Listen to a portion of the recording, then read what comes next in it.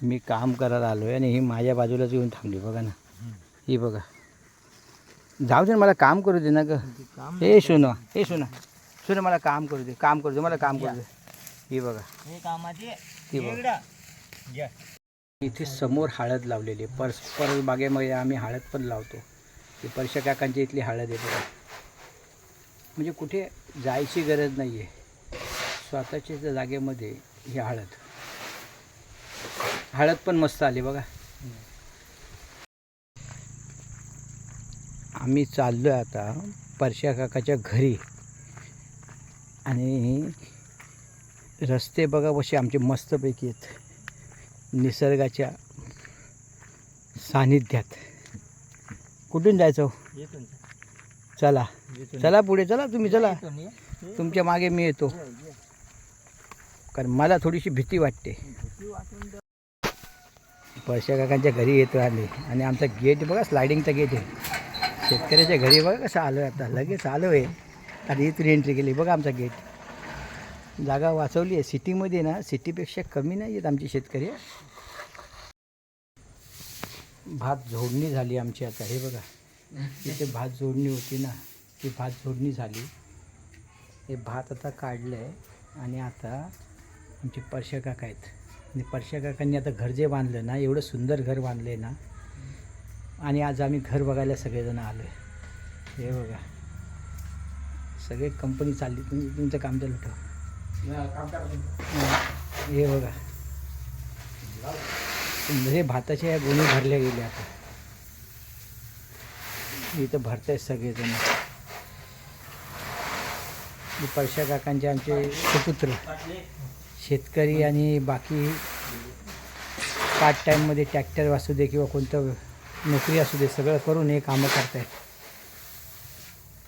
भात पण भरपूर. परशा काका भात कसं आहे ह्यावेळी?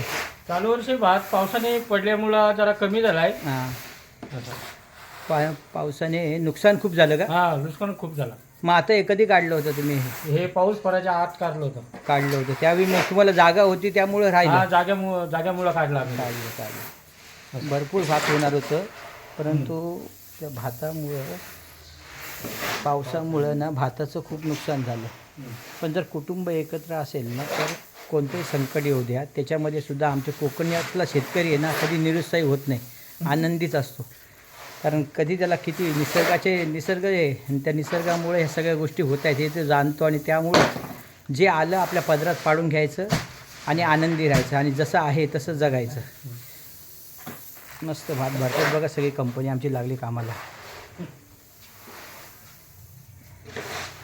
आणि याचं काय करणार? भुसा, वीट भट्टीसाठी. हा भुसा, हा जो भुसा आहे ना, तो वीट भट्टीसाठी वापरला जाईल. आणि हा भात आता भरडाला द्यायचं का? गिरणीमध्ये जाईल आता भात, तांदूळ खाण्यासाठी आणि घरी स्वतःला खाण्यासाठी. घाबरलेलं हो, घाबरले का? काहीच नसतं त्याच्यात. अवकाळी पाऊस आहे, कधी होईल कधी जाईल सांगू शकत नाही. शेतकऱ्याला हार जीत थोडी जिंकावं लागते. कारण ते सांगायचं ते एक प्रयत्न करतायत की तुम्ही हिंमत हारू नका. हा, तुम्ही हिंमत हारू नका, आम्ही तुमच्या पाठीशी. अशा पद्धतीने आमचा कोकणातला शेतकरी हा कधी माघार घेत नाही आणि कुठल्या गोष्टीसाठी अशी शासनाला दोष देत नाही. स्वतःच्या मेहनतीने, हिमतीने जेवढं काय असेल ना तेवढं करायचा प्रयत्न करतो. हे बघा आमच्या गोणी कशा भरल्या. ते बघा, तुम्हाला बोललो ना की ह्या माणसाला दरवेळी 90-100 गोणी यायच्या आणि ह्यावेळी फक्त 35-40 आल्या. तरीसुद्धा हिंमत किती मोठी आहे की ते सांगतायत की तुम्ही घाबरू नका, तुम्ही बिनधास्त राहा. त्यांचा मुलगा पण येते, तो मदत करतो. हा बघा, हॅलो, चाललं आहे काम, त्याचं पण काम चाललं आहे. हे बघा, असं आमचं कोकणातली भातशेती.